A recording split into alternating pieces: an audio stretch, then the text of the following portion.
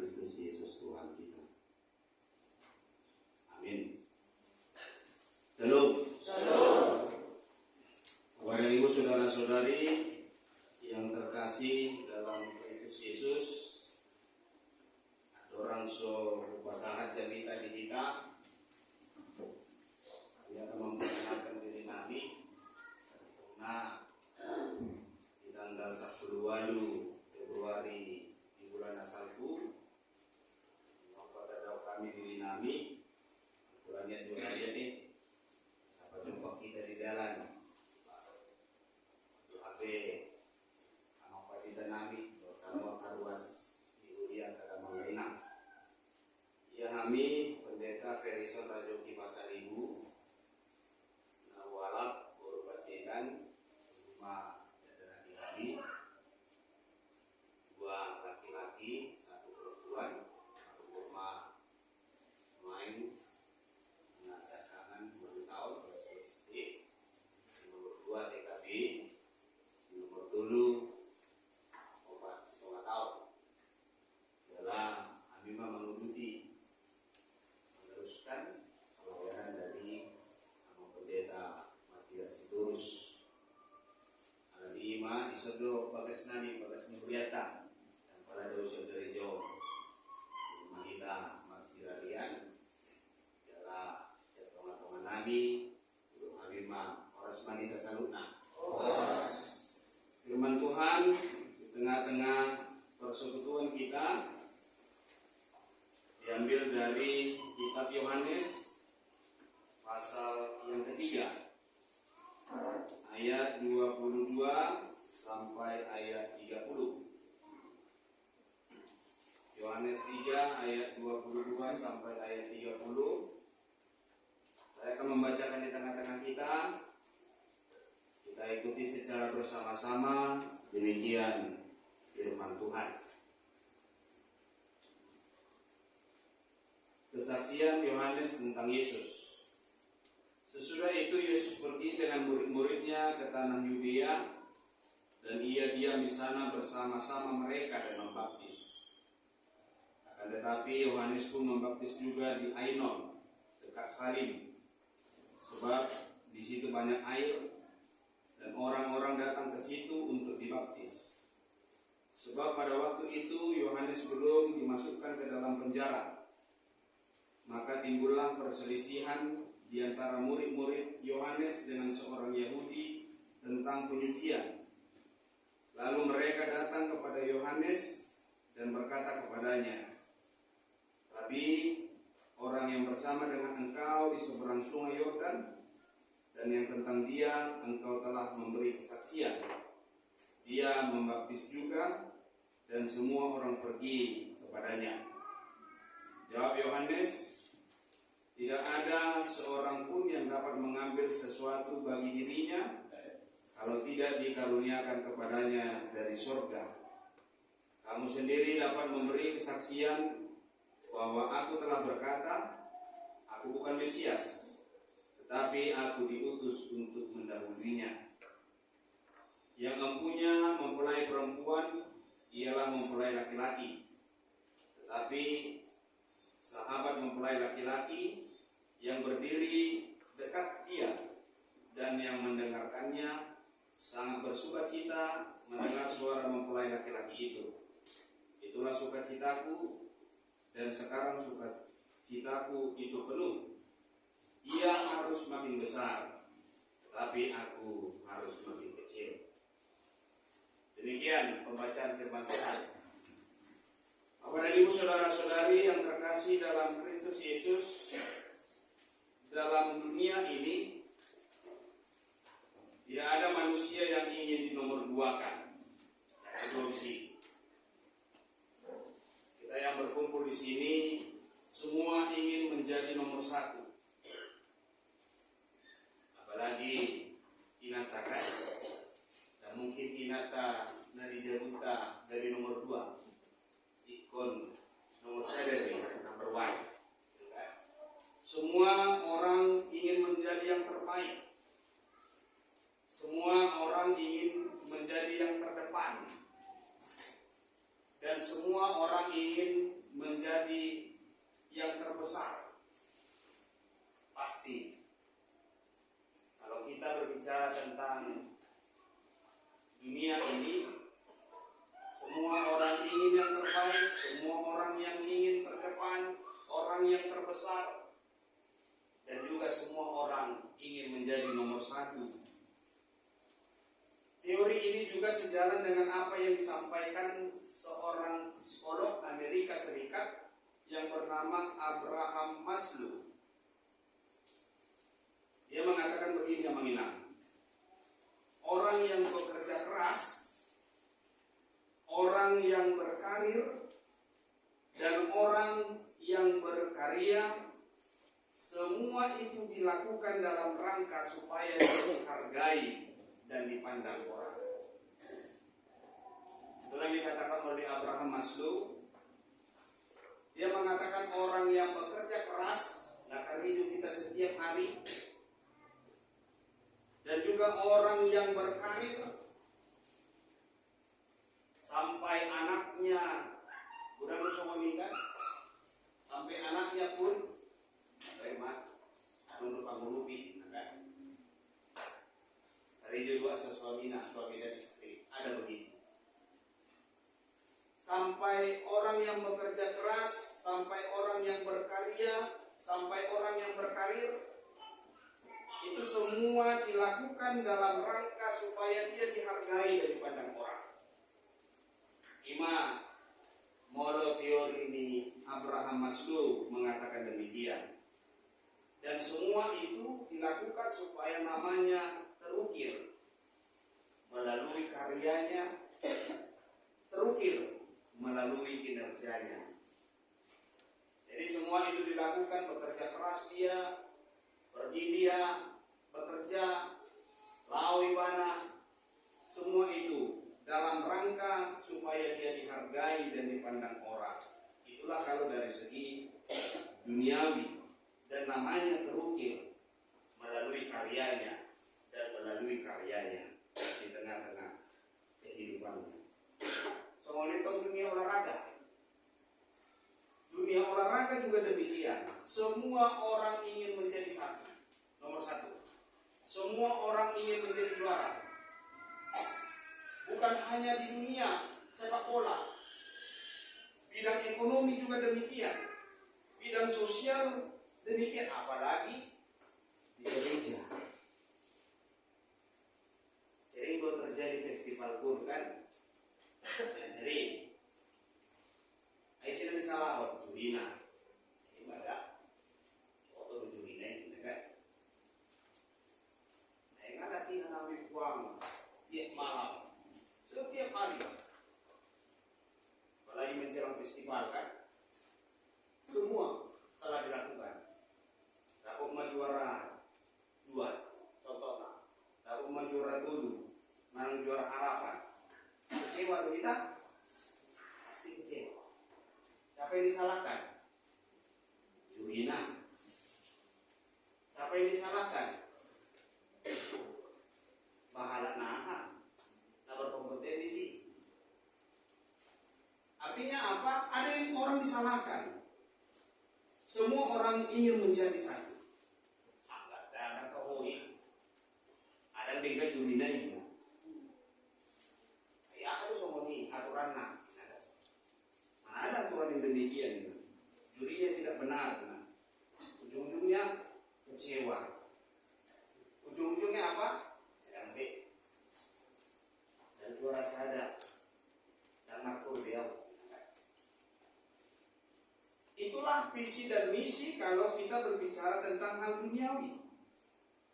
Tetapi ada satu amanggalinang peristiwa dalam Alkitab yang bagi kita itu sangat aneh dan sangat mustahil dilakukan orang pada zaman sekarang. Itu sangat aneh, sangat tidak mungkin. Apalagi dengan terjadinya persaingan-persaingan di tengah-tengah dunia ini. Persaingan-persaingan di tengah-tengah zaman sekarang ini yang serba number one, yang serba nomor satu. Masih sikuta petaho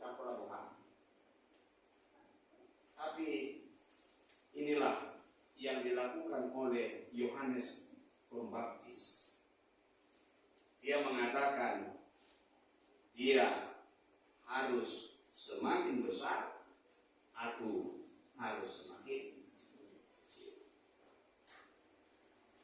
Dia harus semakin besar, aku harus semakin kecil.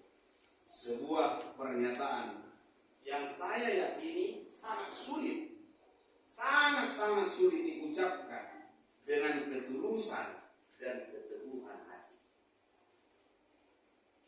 Sangat sulit. Mau jupang jol masuk sangat sulit. Karena apa? Karena dia mengatakan bahwa dia harus semakin besar, aku harus semakin kecil. Dengan zaman sekarang, orang yang serba ingin pertama, serba ingin pertama. Inilah yang dilakukan oleh Yohanes. Inilah yang dilakukan oleh Yohanes di tengah-tengah kehidupannya. Apa yang membuat dia seperti itu, Mang Denda? Ada nama ucap rohana. Mari kita pelajari dari Yohanes Pembaptis. Yang pertama, kerendahan hati. Sikap keakuan yang tidak dimiliki oleh Yohanes Pembaptis. Sikap keakuan yang tidak dimiliki oleh Yohanes Pembaptis. Orang Lewi bertanya kepada dia, siapa engkau? Kita baca di Yohanes 1 ayat 19. Siapa engkau? Aku bukan Elia. Aku juga bukan Nabi. Tetapi akulah yang mendahului dia. Akulah suara yang berseru-seru di padang gurun. Membuka tali kasutnya pun aku tidak. Itulah dia. Membuka tali kasutnya pun aku tidak layak. Kalau dalam pengertian umum, Yohanes lebih tinggi daripada Yesus. Karena Yohaneslah yang membaptis. Molosnya struktural do itu di mana? Molosnya jabatan itu di mana? Tetapi membuka kasutnya pun aku tidak layak. Membuka kasutnya pun aku tidak layak. Ibaratkan kalau guru dan murid, Yesus harus patuh kepada Yohanes. Tetapi Yohanes benar-benar merendahkan dirinya, merendahkan hatinya, merendahkan dirinya di hadapan Tuhan. Dan dia mengorbankan segala-galanya supaya Yesus itu semakin besar. Dia mengorbankan hatinya, mengorbankan pikirannya supaya Yesus itu semakin besar. Dan mengasani mana? Aku tidak mengasani. Dia tidak keakuan dia tidak. Ayah membaptis aku bagi Yesus. Emolosian kedudukanku, aku tidak mengikuti mana. Dia tidak mengatakan demikian. Emolosian kedudukan itu, aku cahus di mana. Tetapi sikap dari kerendahan hati itu yang mau mengorbankan hatinya, dirinya, supaya Yesus semakin besar, itulah sikap dari Yohanes. Dan itu sangat-sangat jarang dimiliki orang di tengah-tengah kehidupan dunia sekarang. Ibaratkan mau filsafat ni halak maka, au mangukik batu ibana dapotan kurapang kan. Saya yang mengangkat batu, dia yang kedapat kepiting. Saya yang bekerja keras, tetapi orang itu yang dapat. Iman, cara di mana kan? Merendahkan hatinya, merendahkan dirinya,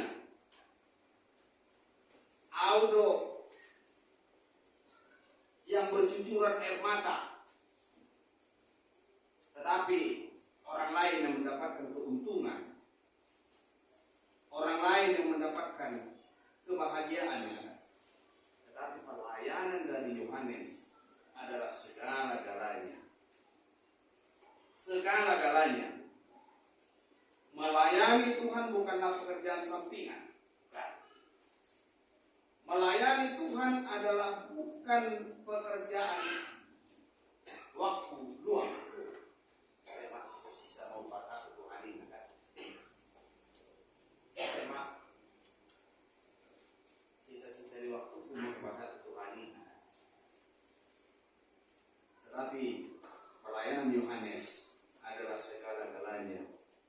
Bukan mengisi waktu luang, namun seluruh hidupnya, seluruh pelayanannya, dia menyerahkan dan mengabdikan seluruh hidupnya untuk melayani.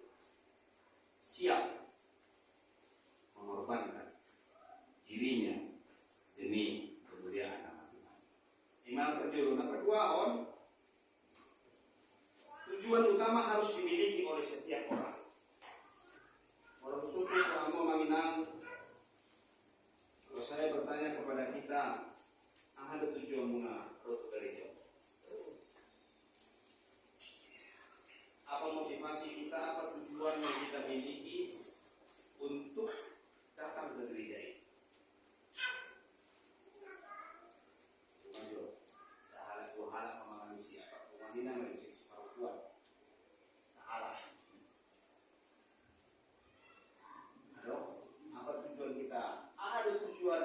Tujuan taruh tu gereja. Memuji nama Tuhan.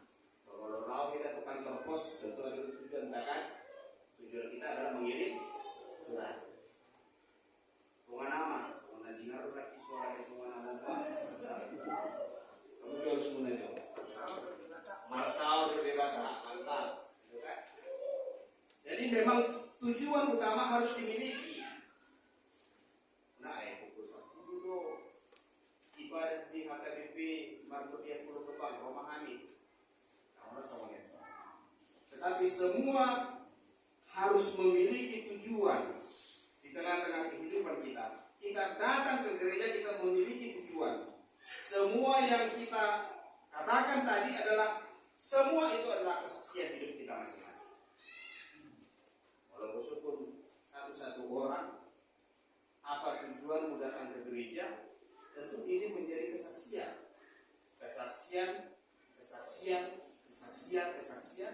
dan semuanya menjadi kesaksian. Kalau tak usah gunung, ada tujuan menaruh ke gereja. Apa tujuan? Mereng-mereng. Kalau nak kosong kan di foto aku kepanjangan nak kosong, nak perlu sonang. Jadi manfaatkan. Jadi itulah semua harus kita miliki di tengah-tengah kehidupan kita. Tujuan adalah sesuatu cerminan di tengah-tengah kehidupan kita. Kesaksian Yohanes Pembaptis adalah cerminan di tengah-tengah pelayanan dia. Dia mau mengorbankan dirinya. Dia mau mengorbankan hatinya.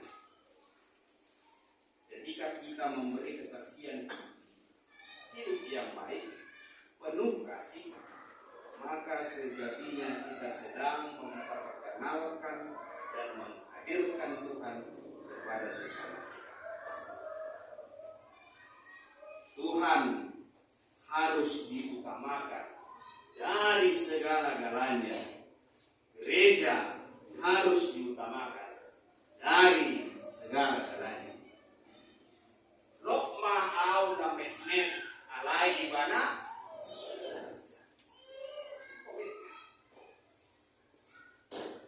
lokma ibana nabalga au lametnet. Ketika Tuhan mengaruniakan pengetahuan dan kebijaksanaan, itu merupakan suatu tanggung jawab yang besar bagi manusia. Tanggung Tanggung jawab apa itu? Tanggung jawab melakukan yang baik seturut dengan kehendak Tuhan. Yakobus lumado, Yakobus 4 ayat 10 di doa somono.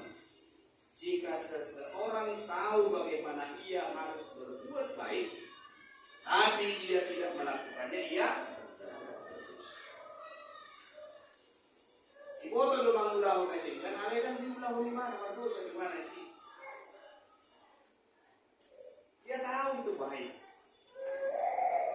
Iboto dengan, tetapi dia tidak melakukan yang baik itu. Berdosa di mana sih? Itulah yang diberikan Tuhan, karunia pengetahuan kebijaksanaan di tengah-tengah kehidupan kita. Kita pakai. Rokma ibana nobalga semakin besar, tapi kita semakin besar. Rokma ibana lebih mulia, tapi kita semakin terhina. Itulah yang dilakukan oleh Yohanes di tengah-tengah kehidupannya.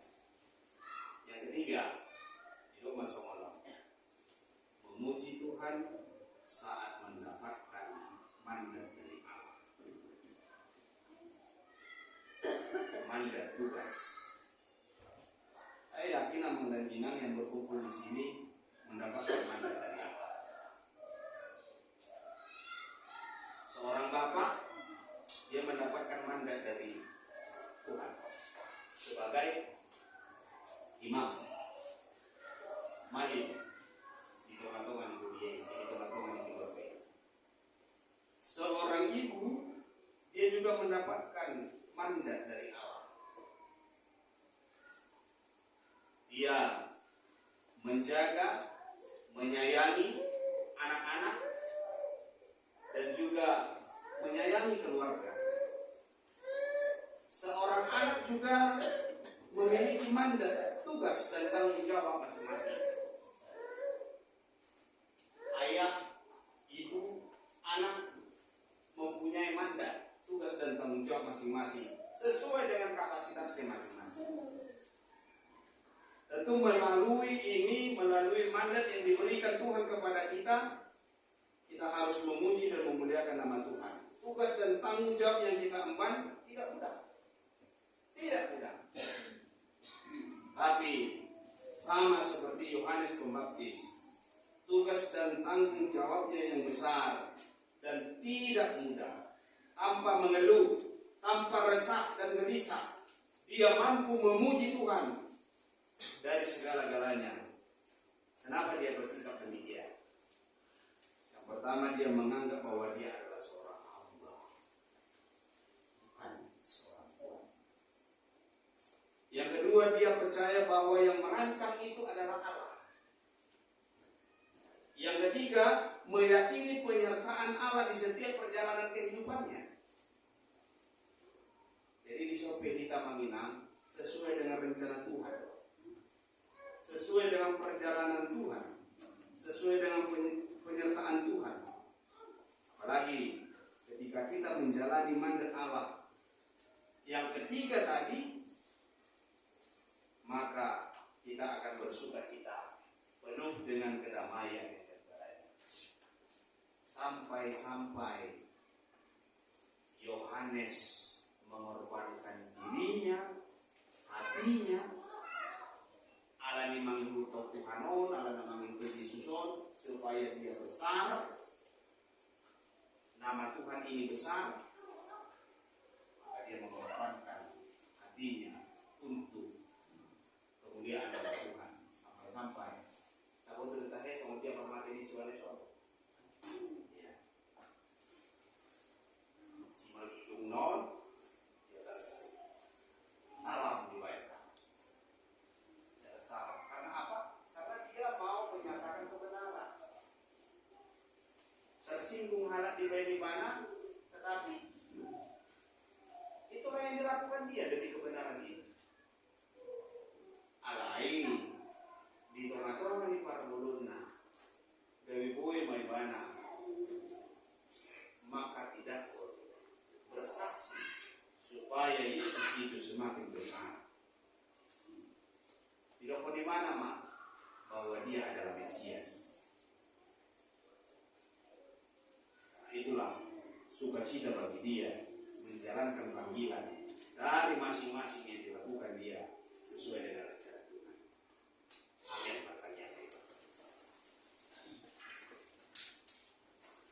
Terima kasih ya Allah Bapa kami atas berkat-Mu di tengah-tengah kehidupan kami. Engkau mengajarkan kami dari seorang tokoh yang ternama, Yohanes Pembaptis. Dia mau mengorbankan hatinya, dirinya, merendahkan hatinya tanpa menonjolkan keakuan. Dari segi kedudukan, dialah yang membaptis Yesus.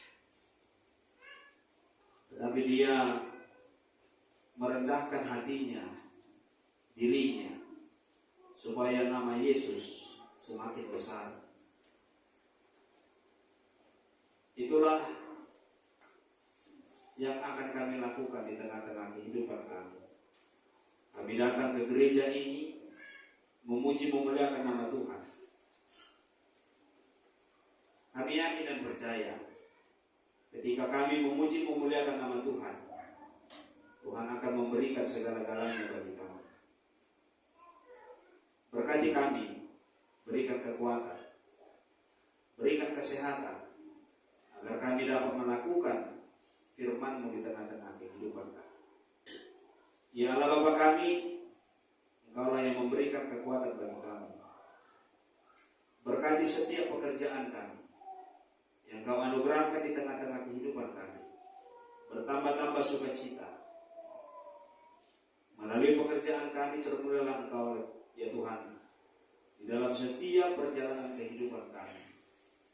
Engkaulah yang membimbing kami, memelihara kehidupan kami, memelihara keluarga kami beserta dengan anak-anak yang Kau anugerahkan di tengah-tengah keluarga kami.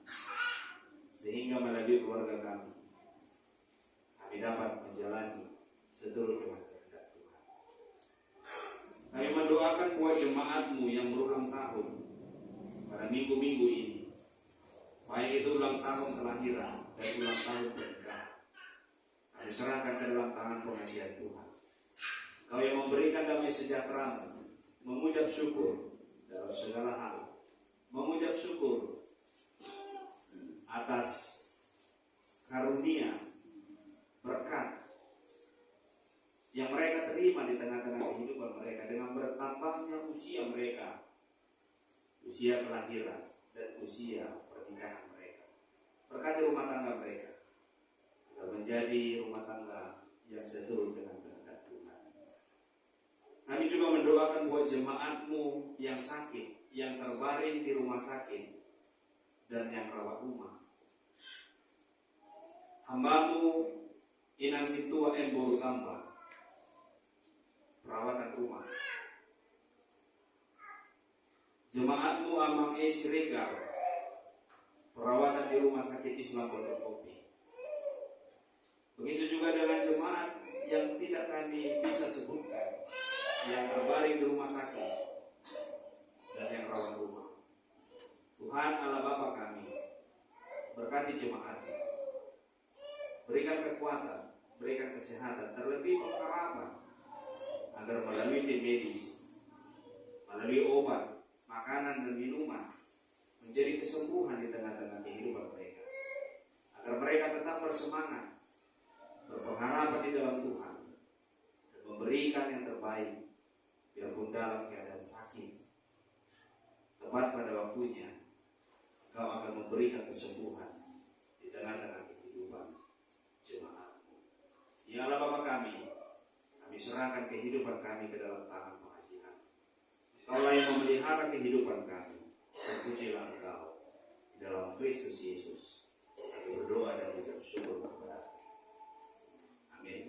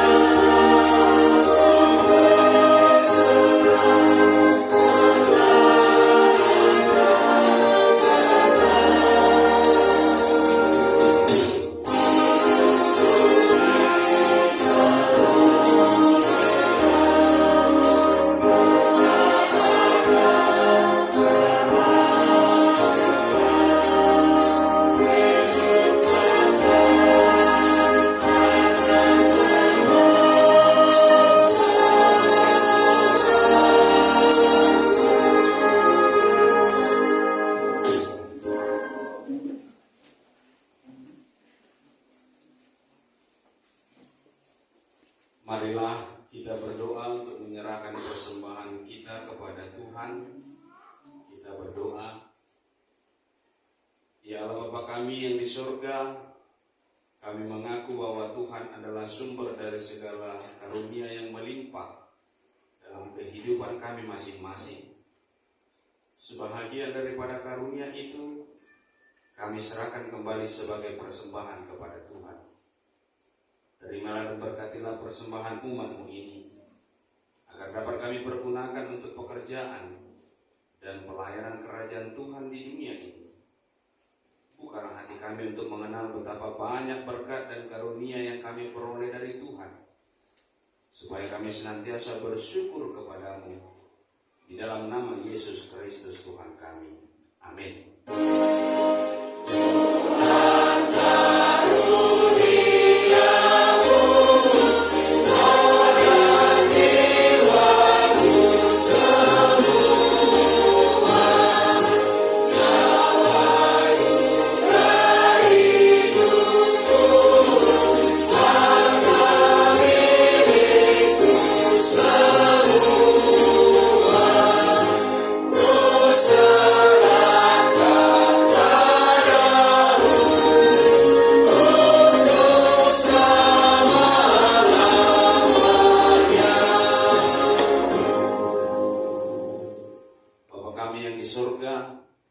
Dikuduskanlah nama-Mu, datanglah kerajaan-Mu, jadilah kehendak-Mu di bumi seperti di surga.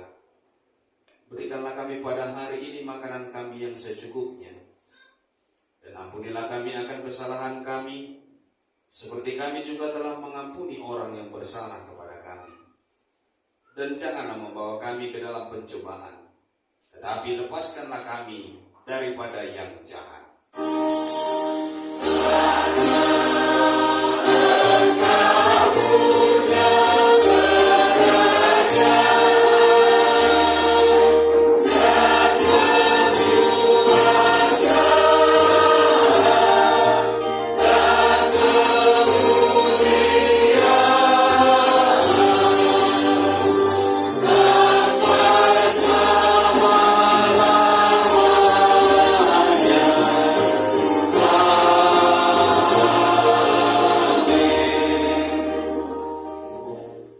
Pulanglah dengan damai sejahtera dan terimalah berkat dari Tuhan. Tuhan memberkati engkau dan melindungi engkau. Tuhan menyinari engkau dengan wajah-Nya dan memberi engkau kasih karunia. Tuhan menghadapkan wajah-Nya kepadamu dan memberi engkau damai sejahtera.